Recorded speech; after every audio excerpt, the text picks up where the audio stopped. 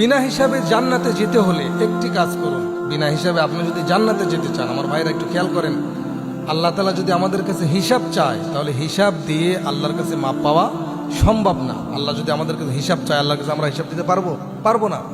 বিনা হিসাবে জান্নাতে যাওয়া গেলে এর চাইতে সৌভাগ্যবান কপাল আর কি হতে পারে? এই জন্য একটি আমল করলে আপনি বিনা হিসাবে জান্নাতে যেতে পারবেন। সম্মানিত হাজিরিন, আল্লাহ যদি হিসাব চায় আপনি দিতে পারবেন না, আল্লাহর কথা বাদ দিলাম। আল্লাহর কাছে হিসাব চাইলে, আল্লাহ চাইলে তো দিতে পারবেন না, এটা আমরা রাখলাম।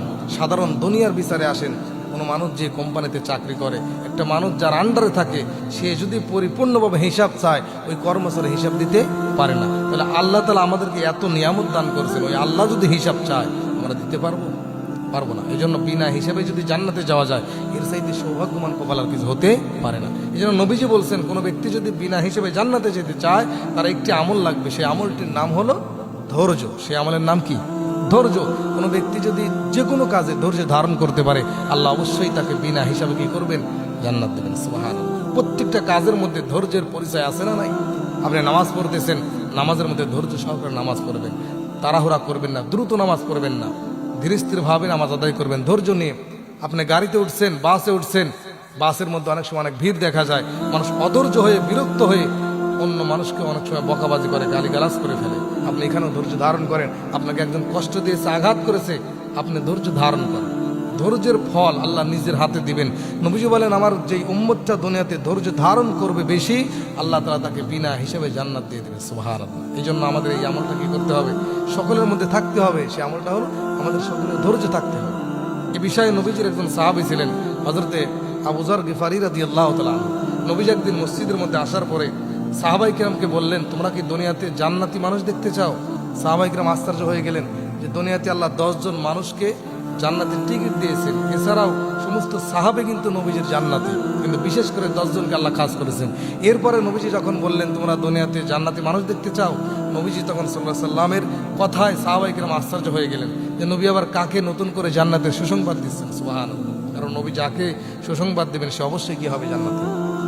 বন্ধুগণ, আমার ভাইরা, আল্লাহ নবীজি আসরের নামাজের সময় সাহাবায়ে কিরামকে বললেন, তোমরা কি দুনিয়াতে জান্নাতি মানুষ দেখতে চাও? সাহাবায়ে কিরাম আশ্চর্য হয়ে গেলেন, ইয়া রাসূলুল্লাহ, ইয়া হাবিবাল্লাহ, নতুন করে দুনিয়াতে আপনি কাকে আবার জান্নাতি ঘোষণা করবেন? নবীজি বলেন, আমার এমন একজন সাহাবীকে আমি এই মুহূর্তে জান্নাতি বলবো, তোমরা অবশ্যই তাকে অনেক ভালোবাসো, অনেকেই ভালো করে চেনো। সাহাবায়ে কিরাম আশ্চর্য হয়ে গেলেন, কে এমন সৌভাগ্যবান কপালওয়ালা মানুষ যে মানুষটার শানে নবীজি নিজেই জান্নাতি ঘোষণা করতেছেন? অপেক্ষা করতেছেন, প্রহর গুনতেছেন। কিছুক্ষণ করে সাহাবায়ে কিরামকে লক্ষ্য করে নবীজি বলেন, ওই দেখো আমার একজন সাহাবী আসতেছে। সাহাবী চলে আসলেন, আসার পরে নবীজির সামনের কাতারে বসে পড়লেন। সমস্ত সাহাবী তার দিকে তাকায় আছে। ওই সাহাবী আর কেউ নয়, ওই সাহাবীর নাম হলো হযরত আবু যর গিফারী রাদিয়াল্লাহু তাআলা আনহু। সাহাবায়ে কিরাম আশ্চর্য হয়ে জিজ্ঞাসা করলেন, ও ভাই আবু যর, নবীজি তোমাকে কি কারণে জান্নাতি বললেন আমরা জানতে চাই। আমি তো জানি না নবীজি আমাকে কি কারণে জান্নাতি বললেন। সাহাবায়ে কিরাম বললেন, ইয়া রাসূলুল্লাহ, ইয়া হাবিবাল্লাহ, নবী আমার, আবু যরকে আপনি কি কারণে জান্নাতি বললেন? কোন আমলের কারণে আবু যরকে আপনি জান্নাতি বললেন? নবীজি বলেন, আমার আবু যরের মধ্যে একটা আমল আমি গুরুত্বপূর্ণ আমল লক্ষ্য করে দেখেছি। আমার আবু যরের মধ্যে সব থেকে, সাহাবায়ে কিরামের মধ্যে আমার আবু যর গিফারের মধ্যে সব থেকে ধৈর্য বেশি। সুবহানাল্লাহ। আবু যরের মধ্যে কি ছিল? ধৈর্য বেশি ছিল।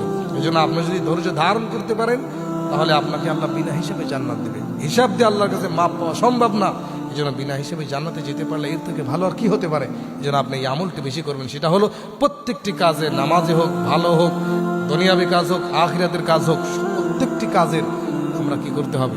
ধৈর্যের পরিচয় দিতে হবে, ধৈর্য ধারণ করতে হবে। আল্লাহ তাআলা আমাদের সকলকে ধৈর্যশীল বান্দা হিসেবে কবুল করুন, বলুন আমিন।